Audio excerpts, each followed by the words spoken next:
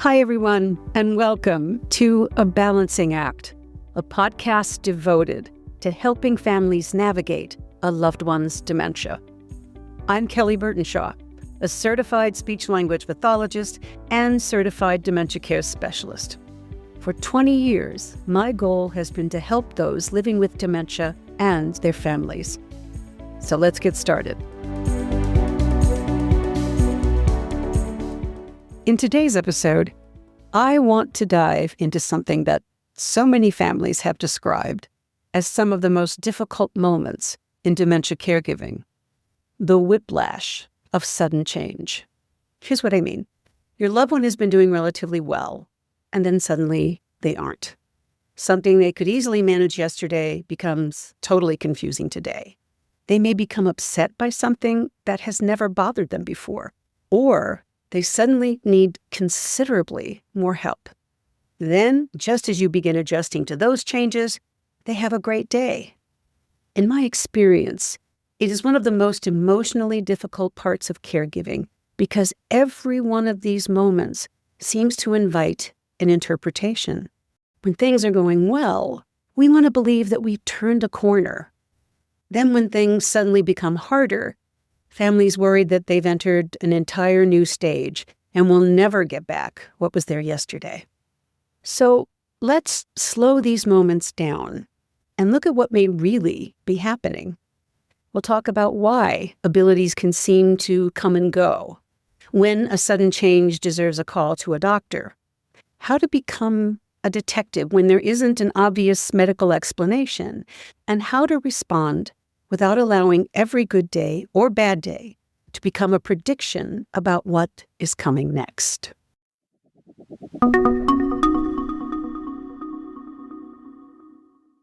So, why the whiplash? The first thing we have to understand is that a brain affected by dementia does not perform at exactly the same level of every hour of every day. That means that the underlying dementia is progressing gradually, while day-to-day functioning becomes surprisingly variable. So what families are often seeing is the difference between what the brain may still be capable of doing and how easily it can access that ability under the conditions of that particular moment. Because, and this is important, being able to do something and being able to do it reliably when it comes to dementia are two different things. In fact, I often describe this to families as the brain's abilities flickering. And this distinction matters because caregivers naturally look for patterns. When something works, we want to do it again. When something suddenly stops working, we want to know why. That instinct is useful because when families see changes in behavior or cognition, it can sometimes tell us that something else is going on, particularly when the change is sudden or significant. But it's when we begin interpreting every difficult day as evidence that everything is getting worse, caregiving becomes emotionally exhausting. Once we understand that, we don't have to immediately decide that every good day represents improvement or every difficult day represents decline. We can start becoming curious about what changed.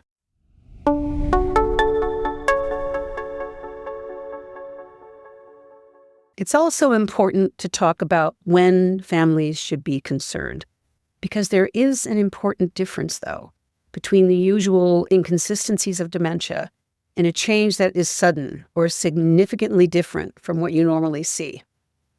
If your loved one suddenly seems much more confused, tired, agitated, withdrawn, or simply just very different, don't automatically assume the dementia has progressed. This is the point where I recommend reaching out to their doctor. Older adults, and particularly people living with dementia, may show illness very differently than we expect. An infection, dehydration, a medication problem, or another physical change may show up first as a change in their thinking or their behavior, because your loved one may no longer be able to recognize what feels wrong and communicate that. So before deciding that it means it's the next stage of dementia, give your loved one's medical team the opportunity to help you determine whether something temporary could be contributing to the changes you're seeing. And then, if nothing medical seems to explain what you're seeing, I think our job changes. We need to become detectives.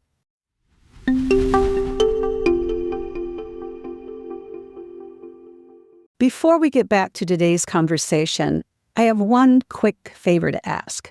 If you're finding our podcast useful, please take a moment to check that follow button so the next episode is easy to find. You can also join me on Facebook, where I share additional resources and continue many of the conversations that we start here.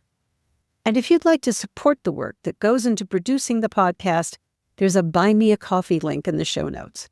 It really is just my producer, Peggy, and me putting this together. So your support helps keep the lights on, the microphones working, and occasionally the coffee flowing. But whether you donate or follow or simply keep listening, I want you to know I truly appreciate you being here.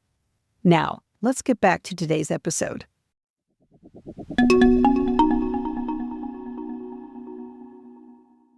One of the ideas I come back to again and again in this podcast is that in dementia care, every behavior is a message to be translated.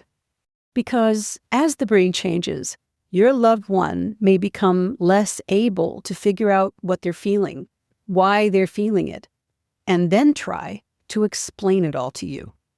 So instead of hearing, "I'm exhausted and there's just too much going on in this room," you may see them just becoming agitated. Instead of hearing, "I don't understand what you're asking me to do," you may get a flat-out refusal.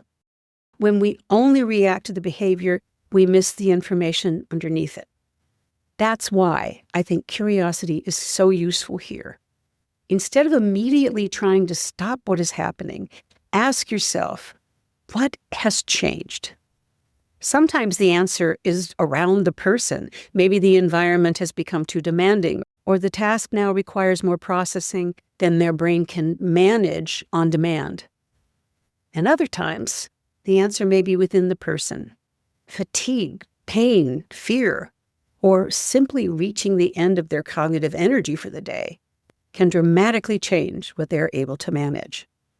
And please keep in mind, you won't always figure it out.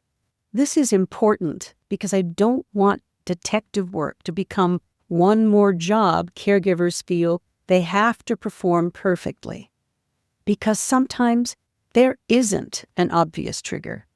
It's the dementia itself that's creating the variability. The value of looking isn't that you will always find the answer. It's the curiosity that gives you somewhere more useful to go than frustration. And when you do find something that may be contributing to the changes you're seeing, the next questions are pretty simple. What can I change? And am I willing to change the current plan? This is where becoming flexible becomes one of your most useful tools.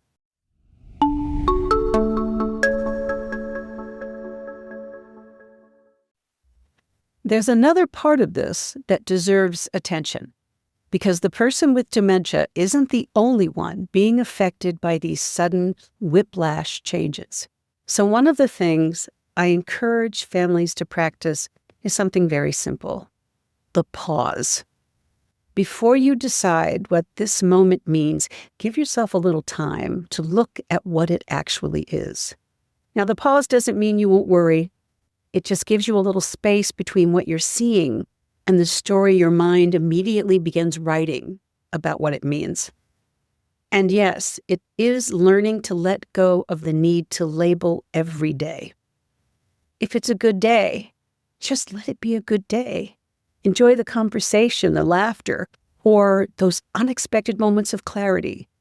And when those whiplash changes come, instead of asking, "What does this mean?" try asking yourself a much smaller question. What does my loved one need from me right now? That doesn't mean pretending these changes aren't painful or giving up on the abilities your loved one still has. It means trying to meet the person who is actually in front of you, leading with their reality, rather than continually comparing them with who they were yesterday. And I truly understand that this can be very difficult. But it also starts to relieve some of the pressure and the stress that both of you have been experiencing.